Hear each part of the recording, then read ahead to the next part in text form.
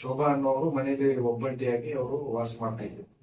ಆ ಸಂದರ್ಭದಲ್ಲಿ ಆ ಭೀಮಪ್ಪ ಅನ್ನುವಂತ ವ್ಯಕ್ತಿ ಏನೋ ಅವ್ರ ಸಂಬಂಧ ಇದ್ದಾನೆ, ಆ ಪಕ್ಕದ ಮನೆಯಲ್ಲಿರ್ತಕ್ಕಂಥ ವ್ಯಕ್ತಿ ಅವ್ರ ಜೊತೆ ವಾದ ವಿವಾದ ಸುಮಾರು ದಿನಗಳಿಂದ ಆಗ್ತಾ ಇತ್ತು.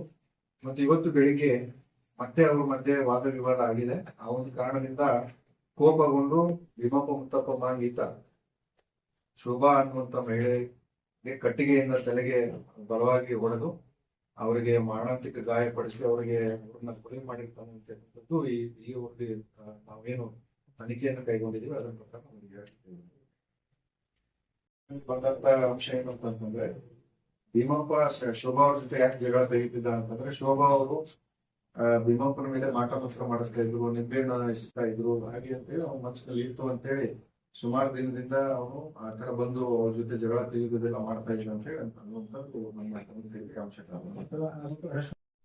ಅವ್ರಿಗೆ ನಾವು ವಿಚಾರಣೆ ಮಾಡ್ತಾ ಇದ್ದೀವಿ ಮತ್ತು ಎಲ್ಲ ವಿಚಾರಣೆ ಮಾಡಿದ ನಂತರ ಇದು ನಮ್ಮ ಹತ್ರ ಸಾಕಷ್ಟು ಸಾಕ್ಷ್ಯಾಧಾರಗಳನ್ನು ಮುಂದಿನ ಕಾಲದಲ್ಲಿ